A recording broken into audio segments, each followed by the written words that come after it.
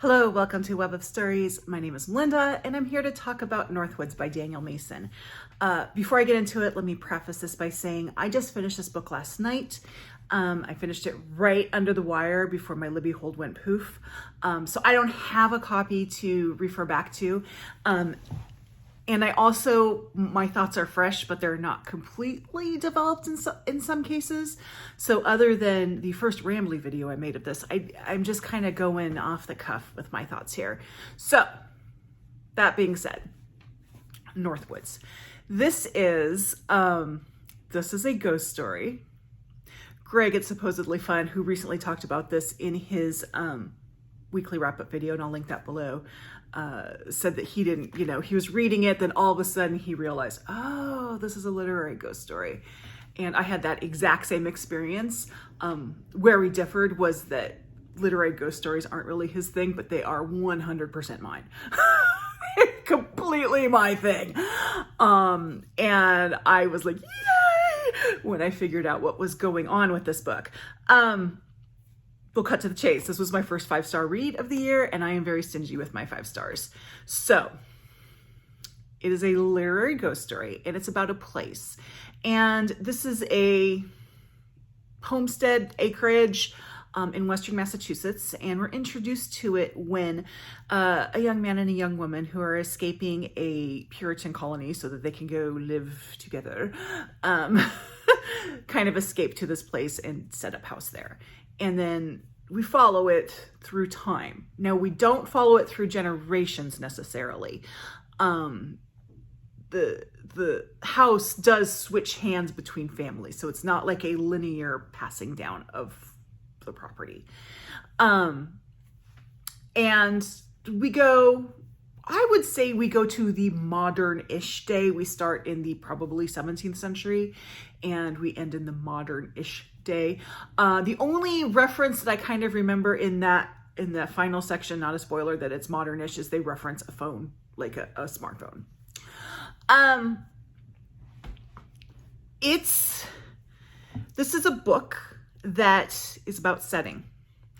And in a lot of books, not all of them, of course, but a lot of books, the setting is the supporting element. It supports the plot and the characters. Whereas in this book, the plot and the characters support the setting. And that's a very interesting take on it. It is not unique.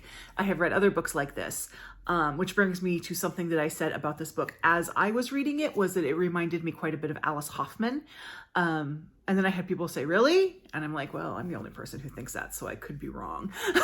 And then I realized that one of the recent Alice Hoffman books I read, so in the past year, was this book, The Red Garden, which is similar in that it's about a place and you see it through time. The two books are saying different things, so other than that sort of basic premise, I'm not going to go farther than to compare them with that. I do think the writing style is a little bit similar, for both Alice Hoffman and Daniel Mason. And this is the first book I've read by Daniel Mason, so I can't compare it to his other works. But both this and anything by Alice Hoffman, I feel like I just can just settle into the writing.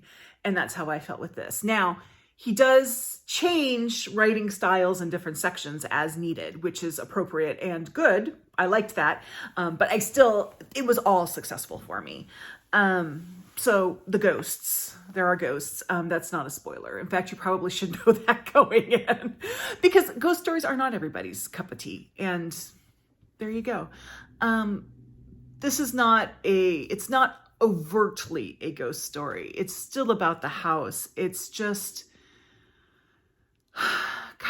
this is not what's said in the book. It's kind of how I'm seeing it, is the idea that once you've lived in a place, your experience becomes part of it and it lives on in it. And you have that sort of thing going on a little bit. Because really this land, the house and the land, it changes through time itself. So it's not like they make this little house in the 17th century and it adds on, it just stays nice all the way through. It definitely has ups and downs in its own history. And that is both impacted by and impacts the people who live there, which I found very interesting. Now, you do have people from across time for the past 300, 400 years. But I found, and there are things in their stories that might tie them to a certain time. For example, at one point they talk about the spiritualism movement, which was popular in the late 19th century, a little bit into the early 20s, but I think we're talking like late 19th century in this one. But really the stories themselves are pretty universal as far as time goes. And I think that was kind of the point with it. There are, now to say that the characters support the setting is not to mean that there are not strong characters in it, because there are. Some of them really stuck with me. Some of them really aggravated me. So, some of them I kind of fell a little bit in love with. But they were all pretty well drawn and strongly. I'm not going so far as to say that they were 100% flesh and blood, well-rounded characters, because that's not what this story needed. That's not what this novel needed. This novel needed characters that were strong enough to illustrate what's going on with the setting. So, yeah. It was really a delight for me to read. I just enjoyed this. I am not overly familiar with that part of the country. I lived in Boston, but I didn't travel that far outside of Boston. So Western Massachusetts is not a place I'm familiar with, but I really felt like I could tell what it was like there. Like I felt like I knew what was there. And even as the landscape changed for various reasons throughout the years, I could see that metamorphosis. I will tell you, warning, because I was kind of taken by this one. There is explicit insect sex in this, just so you know, because I was reading this going, wow, I've never read insect sex, and I never thought that when it came to the point where it would be like this. There you go. And I will say, as far as if you are someone who's kind of sensitive about certain things, this is not a spicy book. I mean, honestly, the insects are the spiciest. It's not that it's, I don't know. It's not that it's topics such as sex and such are not mentioned in it. It's just not graphically described, except for insects. Insects. That's what I want to say. So you don't think I'm saying something else. I just love this book. I mean, I can sit here and gush about it, which will get really boring really quickly. So I will kind of stop. I do have kind of a word of warning about how to read it.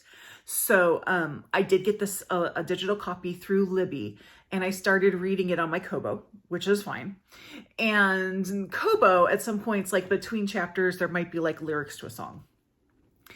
And then at some point, my Kobo decided that like the loan had expired when it really hadn't. I don't know. It does this sometimes. I don't know what's going on with it. But anyway, I had to move it over to my Kindle to finish reading. Also fine. But when I got to what had been just like lyrics in a song in my Kobo, all of a sudden it's actual like sheet music on the Kindle version with like, click here to see what the lyrics are. And then you would see that, which I thought was weird. Just the difference between the two devices was very strange why that was happening. But it did point out there's also between the chapters a lot of, I don't know if they're pictures or paintings because I saw them on an e-ink surface. So it's hard to tell, but there is a visual component to this book. I wouldn't say it's illustrated, but there's a visual component, which even though you can see it as a digital copy, it's not as clear as if you had a print copy. So I wish I had read this in print. And I think that I will be looking for like a used print copy to add to my library with it so that I do have it, because I do foresee myself reading this book again in the future. This book is not for everyone, and I completely understand that. Listening to various opinions of it on BookTube, there are people who love it and people for whom it didn't work, and I respect all of that because that's all valid. All I can say is that it's a book that really worked for me. I do think if you're someone who likes literary fiction, to just give it a try and see how it sits for you, because I think it's kind of hard to tell unless you're actually in it. I'll also bring up the fact that this is talked a lot about, in the same sort of breath as the Heaven and Earth Grocery Store by James McBride. Like these two are vying for they're competing with each other, which I don't think is a fair way of doing it, but that's kind of just the way circumstance is the way it is. Personally, I find these two books very hard to compare. I enjoyed both of them. The Heaven and Earth Grocery Store was an A+ book for me. But they're different enough that I can't compare them. And to say, if someone were to ask me, ooh, which one do you think is going to win the Pulitzer? My answer would be, it might not be either of them, because sometimes the Pulitzer does that, but I can't compare. I don't know. But I do think it's really, they're both, that's weird. I'm sorry. There's a school bus that pulled out in front of my house, and we don't normally get school buses on our street. Squirrel. I do think it's definitely a book worth trying. Give it a little bit and see what you think of it. I'm not going to say it's a book that you have to like just keep pushing forward through it, but I would say read maybe the first 2 sort of chunks of time and see how you feel about those, and see if it's something that you want to kind of continue with. I loved it. You know, it's something that I would widely recommend to other people. And I'm recommending it to you. If you've not yet read Northwoods by Daniel Mason, I do highly recommend it. Hopefully it works for you. So thank you very much. If you have read Northwoods, tell me what you thought of it down below, or you can join my Discord and we can talk about it there. Also, like and subscribe, and I'll see you in the next video. Thanks. Bye-bye.